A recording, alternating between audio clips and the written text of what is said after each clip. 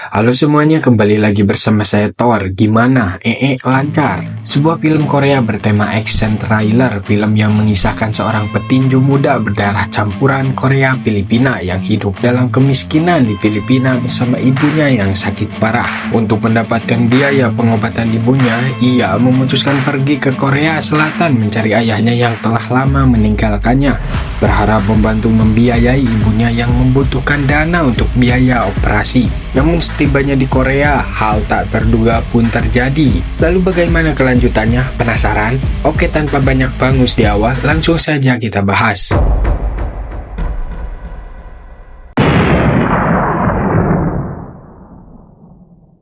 Diawali dengan memperlihatkannya seseorang yang tengah terikat di sebuah gudang. Lalu seseorang menelpon yang sepertinya sedang melapor kepada bosnya bahwa dia telah berhasil mengikat orang itu dan mengatakan orang itu tetap tenang meski ia telah diikat setelah selesai melapor dan yang terjadi.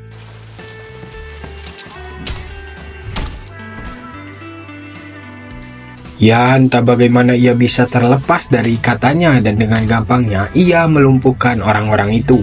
Dan tak lama dari itu si bos yang mereka hubungi pun datang dengan anak buahnya. Ini adalah ketua cowok di sana. Ia kaget anak buahnya itu telah semuanya mati terbunuh. Saat hendak ia akan kabur, tiba-tiba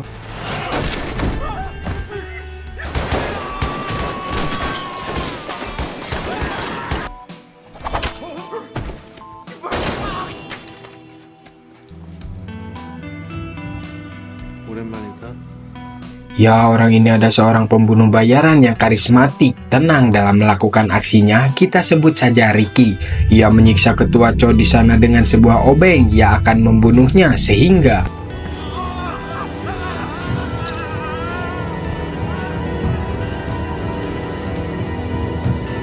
di sebuah arena tinju ilegal, kisah akan berfokus kepada seorang yang tengah bertinju. Ia adalah Marco Han, seorang pemuda Korea Filipina atau disebut Kopino. Diketahui ia petinju ilegal yang bertarung demi uang untuk biaya operasi ibunya yang sedang sakit parah. Marco bertarung dengan lawan yang lebih besar dan kuat di arena tinju ilegal tersebut. Meski kalah secara fisik, Marco menggunakan kecerdikannya untuk melawan sehingga ia berhasil memenangkan pertandingan tersebut, dan hal itu disaksikan oleh Ricky yang sengaja datang untuk melihat pertandingan itu.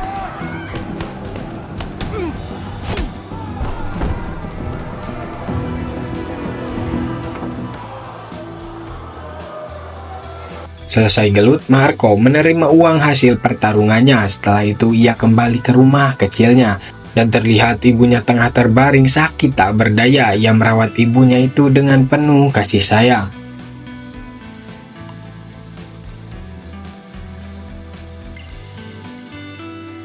Besoknya ia mendatangi sebuah panti asuhan khusus orang dengan keturunan orang Korea Filipina, dan disinilah Marco dibesarkan. Karena uangnya dirasa nggak akan cukup untuk biaya operasi ibunya, ia menemui seorang yang merupakan pengurus panti tersebut, sebut saja Pak Didin.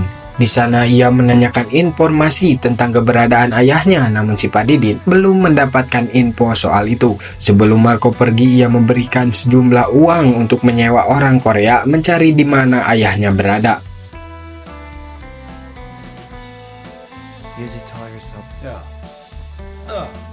Sebelum pulang ia mampir dahulu ke sebuah bar. Tak lama datanglah seseorang, sebut saja Tono, yang mengajaknya untuk merampok sebuah toko perhiasan. Jika berhasil, Marco akan diberikan sebesar 10% dari perhiasan tersebut. Karena Marco memang butuh uang untuk biaya operasi ibunya, ia pun menyetujui itu.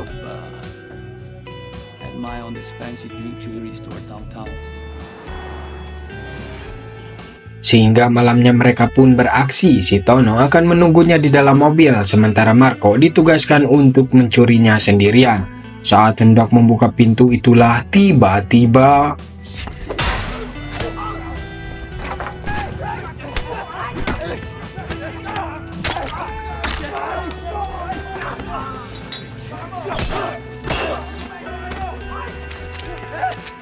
ya, sekelompok orang tiba-tiba menyerangnya, lalu Marco pun dikejar dan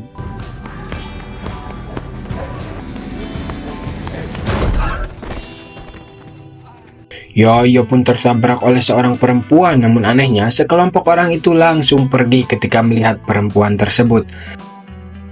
Perempuan itu, sebut saja Lilis, pun membawanya ke rumah sakit untuk memeriksa keadaan Marco. Di rumah sakit ia diperiksa, diambil sampel darahnya dan dilakukan CT scan, dan alhamdulillahnya Marco keadaannya baik-baik saja. Setelah selesai diperiksa, Marco diberikan sejumlah uang oleh Lilis sebagai tanda permintaan maafnya.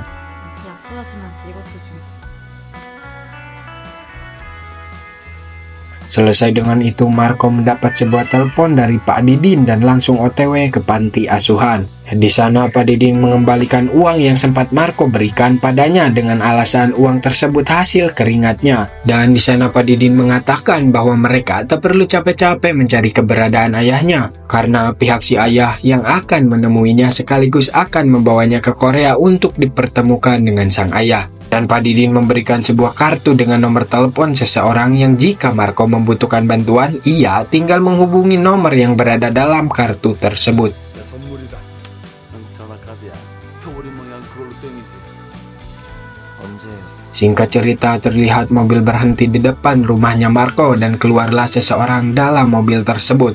Di tempat yang sama, Ricky memantaunya dari sana, entah apa yang ia rencanakan. Orang-orang itu langsung masuk begitu saja tanpa mengucapkan assalamualaikum ke dalam. Dan ternyata ia adalah orang suruhan ayahnya untuk menjemput Marco ke Korea. Orang ini adalah pengacara Cho. Di sana pengacara Cho mengatakan bahwa ayahnya Marco tengah terbaring sakit di Korea. Ia ingin bertemu dengan Marco. Pengacara Cho kemudian memberikan sebuah visa dan paspor untuk ia gunakan di Korea nanti. Dan Marco tak perlu khawatir atas ibunya karena ia telah menyiapkan seseorang yang akan merawat ibunya itu selama Marco berada di Korea.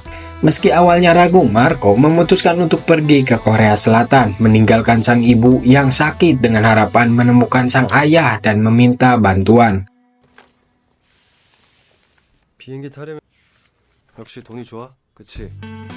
안 되는 게 없잖아. 당분간 어머니 돌봐줄 간병인. 지금 아버님 상황도 그렇고. Malamnya mereka pun telah berada di dalam pesawat untuk menuju Korea, dan ternyata Ricky telah berada dalam satu kapal dengan mereka. Entah apa alasan Ricky selalu mengikuti Marco, yang jelas ia sekarang mendekati Marco saat si pengacara dan yang lainnya sedang tertidur. Marco pun bertanya siapa dan mau apa dia menghampirinya. Ricky pun menjawab bahwa ia adalah seorang teman, lalu Ricky membisikkan bahwa tujuan Marco ke Korea hanyalah untuk mati. 뭐가 이상하지 않아? 이러고 비행기 타고 남의 나라 가는 게.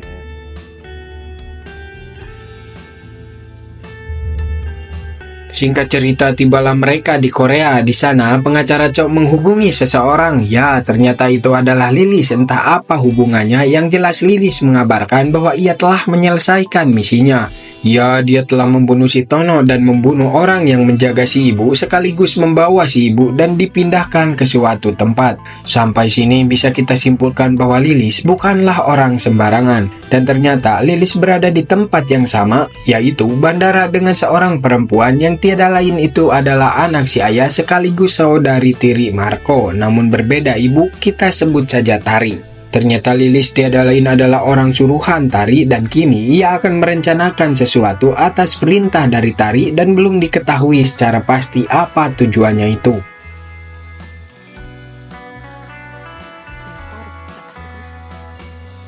Di sisi lain, seseorang yang merupakan anak pertama si ayah sekaligus kakak dari Marco, kita sebut saja Li biar gampang. Di sana terdapat anak buahnya Li serta dua orang yang dalam keadaan terikat. Diketahui dua orang itu telah membocorkan rahasia Li ke internet yang membuat namanya tercemar. Orang itu sebenarnya partner bisnisnya.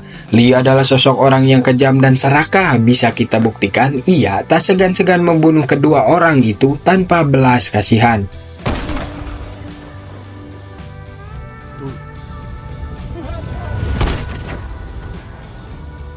Kembali ke Marco dan si pengacara yang sedang dalam perjalanan menuju kediaman si ayah. Dan tak lama Ricky pun datang lalu memerintahkan Marco untuk memasang sabuk pengamannya, dan tiba-tiba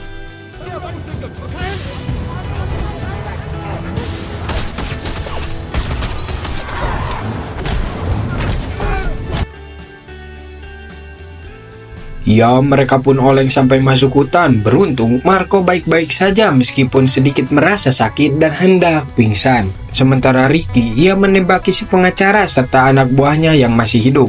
Setelah itu, Ricky pun menelpon Lee dan mengatakan bahwa ia telah membunuh semua anak buahnya yang tengah membawa Marco. Sehingga Lee pun memerintahkan anak buahnya untuk OTW ke sana. Marco kini telah sadar dan hendak keluar dari mobil untuk pergi dari sana, namun Ricky telah menunggunya di luar. Di sana Marco bertanya siapa Ricky sebenarnya dan apa yang ia mau darinya. Namun jawaban Ricky tetaplah sama, bahwa ia adalah seorang teman dan sudah menjadi tugasnya, dan mengatakan bahwa Marco akan mengetahuinya dengan sendirinya nanti. Mendengar itu Marco pun lari menjauhinya, namun Ricky terus mengikutinya.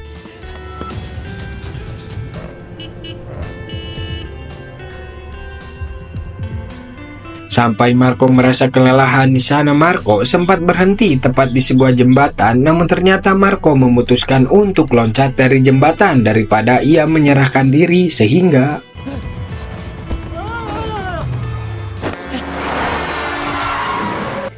Marco nyaris tertabrak dan masih di tang tayunan. Namun masalahnya Ricky tetap bersikeras untuk menangkapnya sampai ia melakukan hal serupa untuk lompat dari jembatan, sehingga Marco harus lari kembali menghindarinya.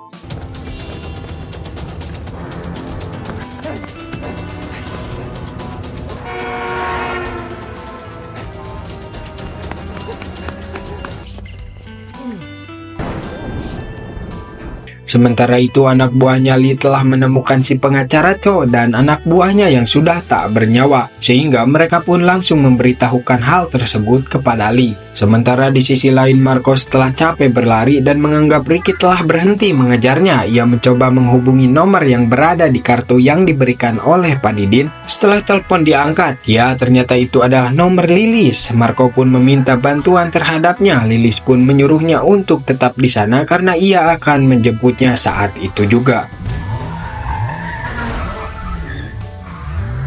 Namun masalahnya Marco melihat mobil Ricky dari kejauhan, sehingga ia pun langsung berlari menjauhinya.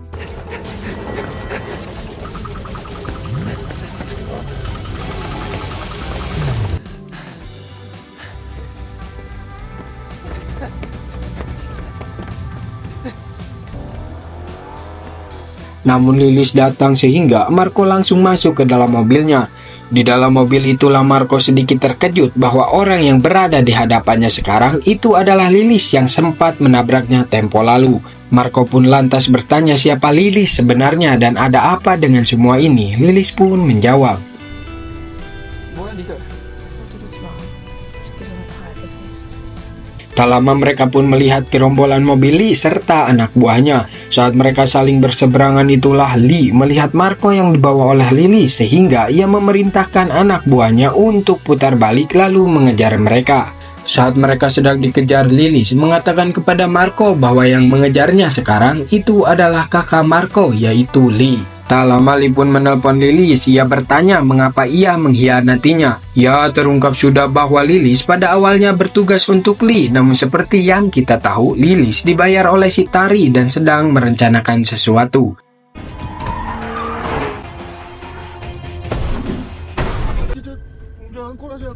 Tak lama Ricky pun menyusul Lilis dan di sana Lilis memberikan isyarat dan yang terjadi.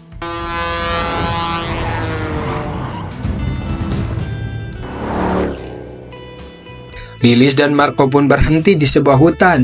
Di sana, Lilis mengatakan bahwa ayahnya Marco sekarang tengah dalam keadaan yang memprihatinkan. Dan ayahnya itu adalah seorang konglomerat yang memiliki banyak kekayaan. Dan alasan mengapa kakak serta ayahnya mencarinya bukan karena sayang atau bukan karena ia mengakui sebagai keluarga. Namun saat ini ayahnya membutuhkan sebuah donor jantung dan ya, Marco lah jantung yang cocok untuk ayahnya. Hal ini disebabkan jika si ayah mati, Lee tak akan mendapatkan sepeser pun warisan dan otomatis hak warisnya akan menjadi hak adik tirinya yaitu Tari. Dan tugas Lilis di sini hanyalah untuk membunuh Marco atas perintah Tari, karena dengan begitu otomatis si ayah tidak akan mendapatkan donor jantungnya dan warisan akan menjadi milik Tari sepenuhnya. Saat Lilis menodongkan sebuah pistol terhadap Marco, tiba-tiba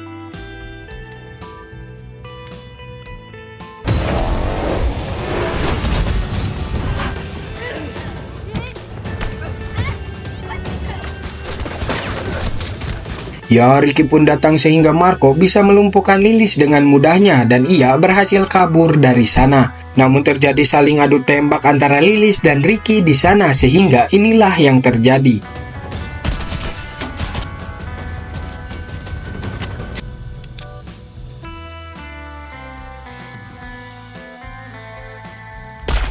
Sementara Marco ia telah sampai di sebuah jalan di sana. Tak lama datanglah Lee serta anggotanya sehingga Lee pun langsung membawa Marco pergi dari sana.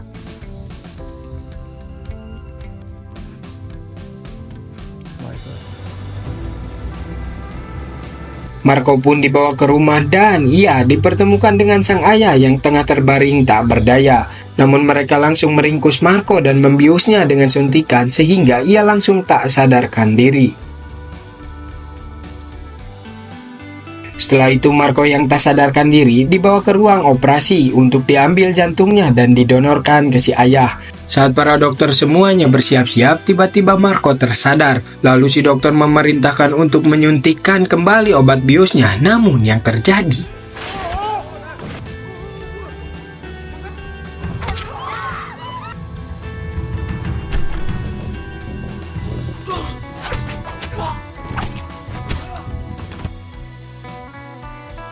ya, ternyata Ricky pun datang dan menyamar menjadi seorang dokter sekaligus membunuh semua orang yang berada di ruangan tersebut. Tak lama Lee serta antek-anteknya menyuruh Ricky untuk menyerahkan diri. Ricky pun keluar dengan menjadikan Marco sebagai tameng. Di sana Ricky meminta uang tebusan sebesar $10.000 ke Lee. Saat mereka sedang bernegosiasi, tiba-tiba Tari pun sudah berada di belakang dengan memegang sebuah pistol sehingga inilah yang terjadi.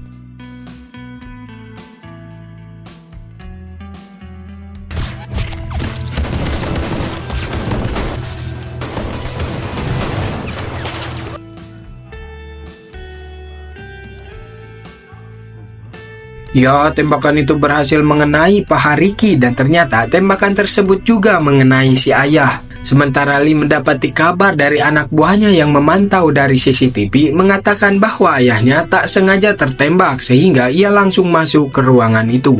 Dan di sana Ricky mengatakan bahwa ayahnya belumlah mati, maka dari itu Lee harus secepatnya memberikan uang tebusan kepadanya karena si ayah harus cepat-cepat ditangani sebelum ia dipastikan mati. Di sana Ricky memberikan sebuah nomor rekeningnya, kemudian Lee langsung mentransfernya. Ketika uangnya sudah masuk, Ricky pun memberikan Marco kepada Lee.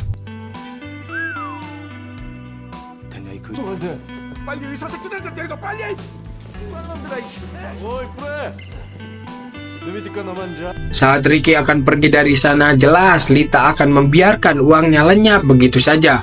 Ia pun langsung menodongkan senjata terhadap Ricky. Namun inilah yang terjadi.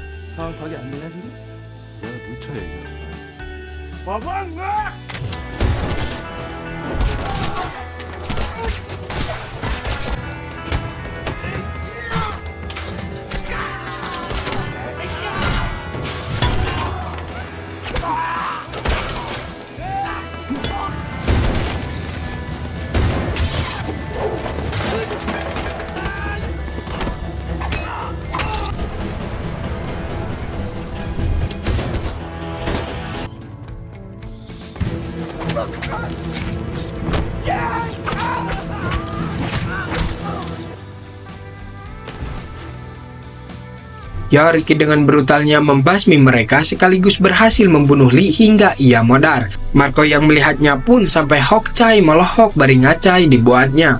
Selesai dengan itu, Ricky yang terluka pun dibantu berjalan oleh Marco untuk keluar dari rumah itu. Tak lama datanglah Tari yang memegang sebuah pistol dan ia todongkan ke mereka. Di sana Ricky mengatakan untuk membiarkan mereka pergi dari sini karena tugasnya telah selesai dan otomatis semua warisan telah Tari dapatkan sepenuhnya. Namun Tari mengatakan bahwa ia takut Marco akan mengambil sebagian dari warisan tersebut. Mendengar itu Marco pun langsung nyerenteng menggaploknya sambil mengatakan bahwa ia tidak tertarik dengan harta kekayaan milik ayahnya itu. Karena ia tipe orang yang lebih menikmati harta hasil jerih payahnya sendiri. Dan akhirnya Ricky pun mengatakan segala kebenarannya. Ricky mengatakan Marco bukanlah bagian dari keluarga ini, yang berarti ia bukanlah anak si ayah. Ya, Ricky lah anak si ayah yang sebenarnya. Pada awalnya Lilis dibayar oleh keluarga si ayah untuk menugaskan Ricky untuk mencari sosok yang terdapat dalam foto, yang ternyata itu foto dirinya semasa kecil. Hal tersebut tidak diketahui oleh Lilis. Lalu Ricky memanfaatkan ketidaktahuannya Lilis untuk membalaskan dendamnya terhadap ayah dan kakaknya karena ia merasa tidak dianggap oleh keluarga tersebut. Ia mendatangi panti asuhan Pak Didin dan meminta bantuan untuk mencari seseorang yang kuat dan keturunan Kopino sama seperti dirinya, dengan iming-iming akan diberikan uang banyak untuk renovasi panti asuhannya. Ditemukanlah Marco. Dari situ Ricky selalu mengikuti Marco dan memastikan bahwa rencananya berjalan dengan lancar. Dan pada saat Marco tertabrak, itu juga bagian dari rencana. Lily sengaja ia membawanya ke rumah sakit untuk mencari kecocokan dengan si ayah. Dan tanpa sepengetahuan Lilis, hasil tes tersebut ditukar dengan hasil tes Ricky yang sebenarnya. Karena dianggap cocok sehingga Lilis dan keluarga si ayah menganggap bahwa Marco lah anak si ayah, sehingga mereka pun menargetkan Marco untuk dibawa ke Korea dan diambil jantungnya. Nah, jadi Ricky lah anak si ayah yang sebenarnya. Mungkin karena Ricky merasa tidak dianggap oleh keluarganya, dan jika keluarga si ayah tahu, mungkin Ricky lah yang akan menjadi pendonor jantung buat si ayah, sehingga ia melakukan hal tersebut untuk balas dendam.